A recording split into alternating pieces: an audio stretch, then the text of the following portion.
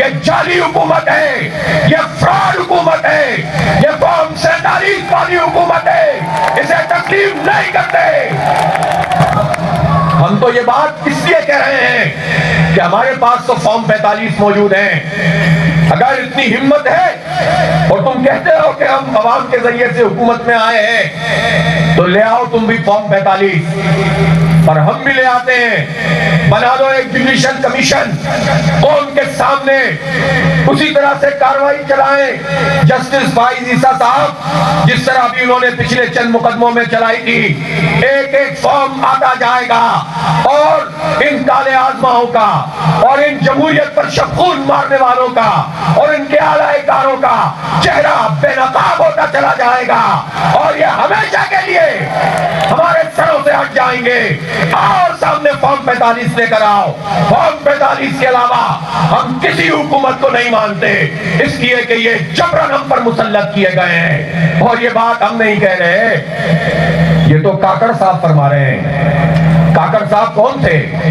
काकड़ साहब की जो हुकूमत थी वो पीडीएम की एक्सटेंशन थी, वो कोई अलग से हुकूमत नहीं थी। जो कुछ पीडीएम की जमातों ने हुकूमत कायम की थी, रिजीम चेंज की थी और उन्होंने सिंध हाउस आबाद करके कहते हैं कि हमने तो आईनी काम किया था। आइन के तहत अदम एतमाद की तहरीक लाए थे। आइन के तहत हमने पार्लियामेंट में तब्दीली हम लेकर आए थे।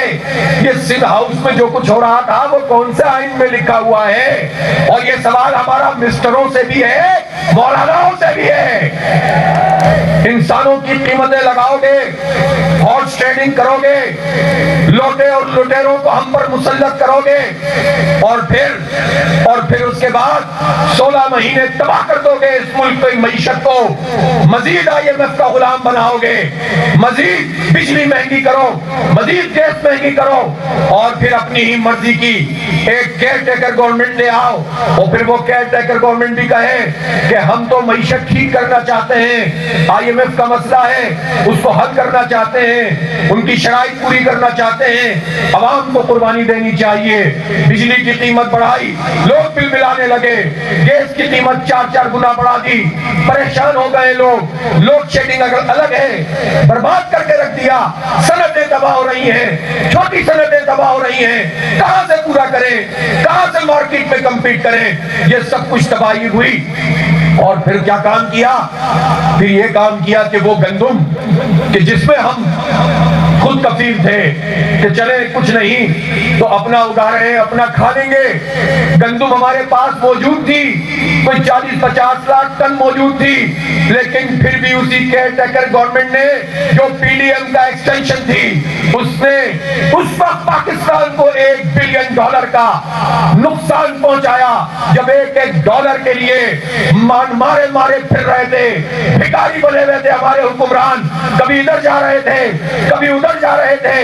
उस वक्त $1 बिलियन जो तकरीबन 275-280 अरब रुपए बनते हैं, उसका नुकसान इन्होंने पहुंचाया गंदुम इंपोर्ट की। और फिर जब गंदुम 4500 रुपए मन बिक रही थी तो उसकी ओरिजिनल कीमत इंपोर्ट की 3100 रुपए थी। तो ये सारे लोग इंपोर्टर ये हुकूमत से मिलकर इन्होंने खूब धंधा किया, तकरीबन 85 से 100 अरब रुपए इन्होंने कमाए।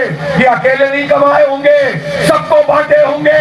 जो जितना मुल्क में ताकतवर है वो उतना हिस्सा वसूल करता है। सब जानते हैं ये क्या धंधा चल रहा है,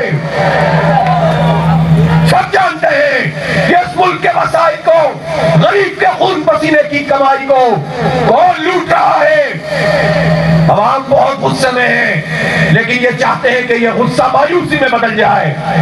ये चाहते हैं कि नौजवान बस ये कहें कि इस मुल्क से जाना है, ये कहें कि कोई मुस्तकबिल हमारा पाकिस्तान में नहीं है। नौजवानों, ये बहुत बड़ी साजिश है, तुम्हें इस मुल्क से मायूस करके ये मजीद ताकत हासिल कर लेंगे, ये मजीद हमें गुलाम बनाएंगे। आओ फैसला कर लो, इन लुटेरों के खिलाफ मुजाहमत करेंगे इंशाअल्लाह। क्यों हम मायूस हो? ये मुल्क हमारा है, हमारे आबा व अजदाद ने बनाया है, ये मुल्क हमारा है, हमारे खून पसीने की कमाई से तुम अय्याशी अय्याशी करते हो, तुम्हारी गाड़ियां, तुम्हारा पेट्रोल, तुम्हारे रकबे, तुम्हारी अय्याशियां, ये हमारे पैसों से हैं, उस पर तुम अय्याशियां करते हो। बहुत हो गया है, मुजाहिमत करेंगे, लेकिन हम वो रास्ता इख्तियार नहीं करेंगे कि जिसके नतीजे में ये फायदा उठाते हैं। हम स्प्रिंटर ग्रुप नहीं बनेंगे। ये तो चाहते हैं कि जमहूरियत से आप मायूस हो जाएं, ये तो चाहते हैं इंतखाबात से आप मायूस हो जाएं। ये फॉर्म 47 पर आने वाली हुकूमतें मायूसियां फैलाती हैं। क्या फायदा वोट डालने का? आना तो इन्हीं को है। इस मायूसी से इनको फायदा होता है। कुछ लोग परेशान होकर मुल्क छोड़ने लगते हैं। 25 करोड़ लोग मुल्क नहीं छोड़ सकते। तकरीबन 18 करोड़ लोग 35 साल तक की उम्र के हैं। ये सब मुल्क नहीं छोड़ सकते। हमें यही रहना है, यही जीना है, लेकिन इज्जत से जीना है, गुलामी में नहीं जीना इंशाअल्लाह।